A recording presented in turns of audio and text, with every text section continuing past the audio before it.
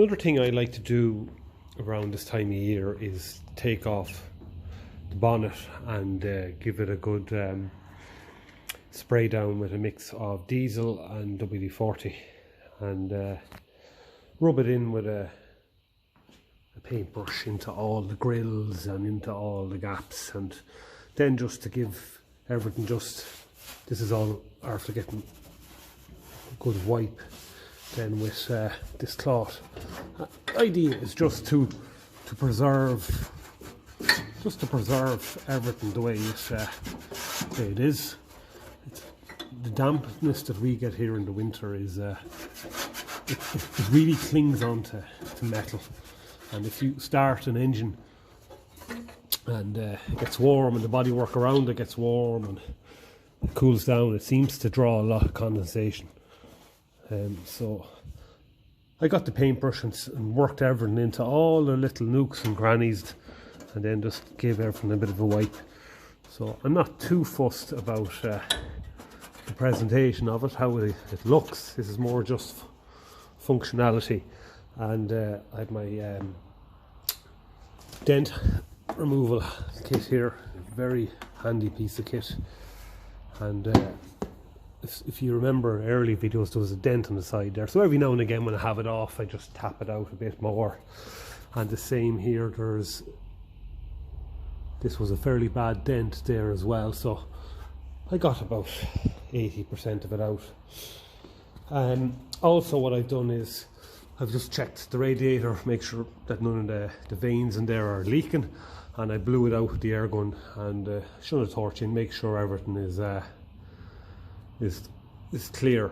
This drain tap was a bit leaky, so I opened it, allowed everything out, and gave it a tighten up there. So I'm just making sure it's not leaking there again. There was a few drops on the floor this morning, so I'd say it was just a bit of dirt or a bit of rust stuck in it, so just want to make sure that's all sealed now that it's after getting a good gallon of antifreeze.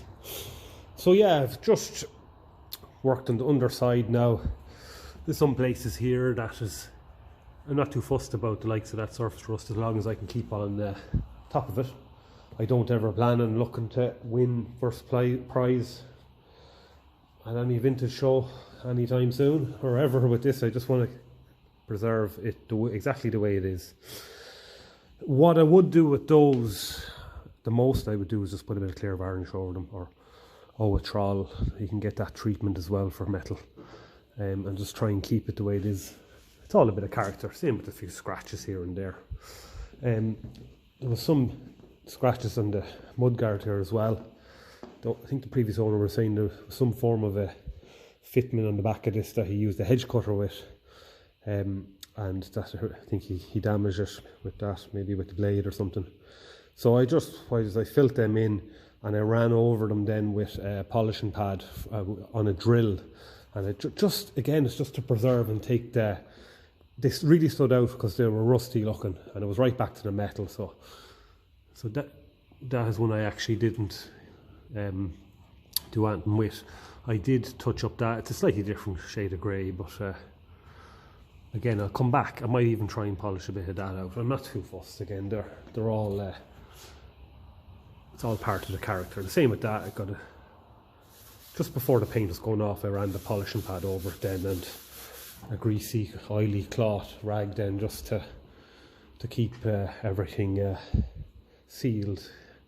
I like sitting there now. I might, because I have a bit of diesel still on that rag, and I get the paintbrush and just at least soak them in a bit of grease. And when I still have the rag, I'll give this tank a bit of a wipe down as well, and maybe even the radiator there, the shroud, things like that. A little bit of preventative maintenance. So the bonnet back on, and what I've done is I have my spray bottle there. So I'm just working it, as I was working on the other side, I'm just working it into all them cracks there. There's a little bit of scratches and kind of rub marks here. Likes of that lad there, kind of off colour, kind of black. So I have my polisher on the drill, and I'm just going to hit him and see can I get it out. I'm not too fussed, of course, but I will give any of them kind of dirty black marks a bit of a polish and see do they come out. The polisher managed to take that bit of the black mark nearly out, sort of taking the bad look off it. So I'm after just running over a few more similar ones. I don't really know what was causing it.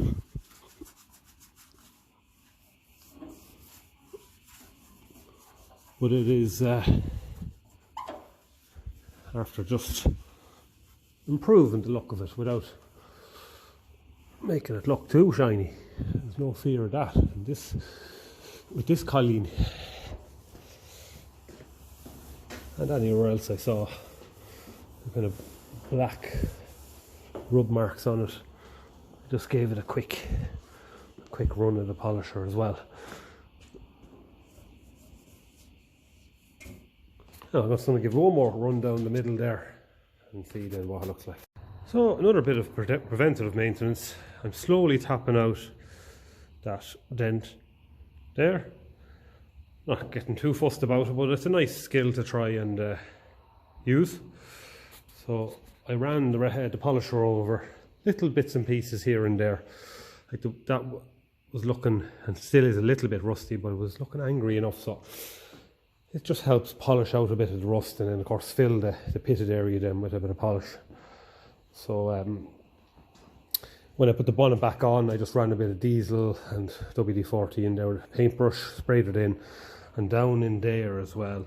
Let it run down, and in behind that grill as well. You can see a few little bubbles here and there. So that's just something I do. I'm not too fussed about the oily, greasy look on it. I think it's better that way than rust starting to go out of control. So another little job done. A lot of the red kind of iron oxide that was on that panel, let's say from where it scratched something after polishing off, so that just takes the bad look off it. And that black mark is gone as well. So I'm happy now that doing little jobs like that just improves the look of it. I don't plan on painting the panels, so just to try and keep them the way they are. I'd say there was a mirror of some kind attached on there at one point, which is a pity because it's the only holes that are in the bonnet. There wasn't even any holes on this bonnet for lights, so it's a pity about that. But all in all, it's in very good condition. It's very solid. Any of those little bits of rust, you know, they're easily enough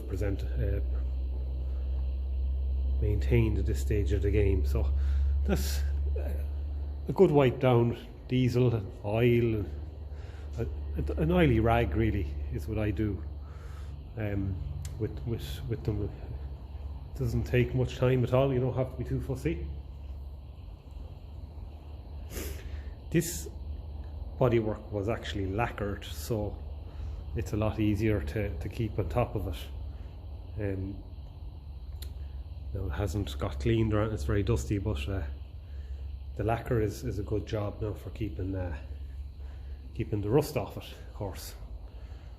So that's that project. But this project, no, I way prefer to keep it in one piece. It started great this evening now, and it's very cold here. So I just backed it out of the way there because I have other jobs on in the workshop here.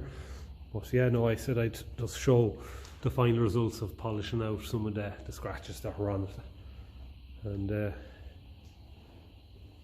it's taken some of the bad rusty look off. Like some of them were very rusty. It's just taking a bit of the angry look off them. So that's another job done. I was also playing around with some of the missing knobs and stuff on the lift control. So I have that on temporarily because the knob that was on it was rusted into it and I had to cut it off. So I'm going to get a new one of them. I have the original bolt that goes through with the culture bolt. So I'm going to try and see if I can get a second hand one of these with the ball on the end of it. And I think there's another one of them that goes in there that's meant to you can set it so that your lift arms can be held up a little bit, so you can tighten it in there. So I have that one off as well. Again, I had to cut it off. So these can be bought new. This is a lovely alloy one. So I'm going to buy 2 of them, fit one on the back, fit one on there. But I just put that on there just to see if things were able to move. And they weren't able to move until I had to straighten and bend a few things. So that's just another little job that I've been tipping at there. So it's getting to the point of the year now, or the evenings are getting very cold. So when I started it this evening, I ran it up and down a few times just to check the brakes, and they're good. And just doesn't seem to be any leaks in there at all, as you'd expect after new seals and everything cleaned up and greased up. So I'm very happy with that. It's back in one piece, and apart from the few little jobs here and there, I could put in a better bolt in there. That's only a gutter bolt. That was literally just to, when I was fitting it the first time. So simple little things like that, just to take the bodge look off them, is what I plan on doing.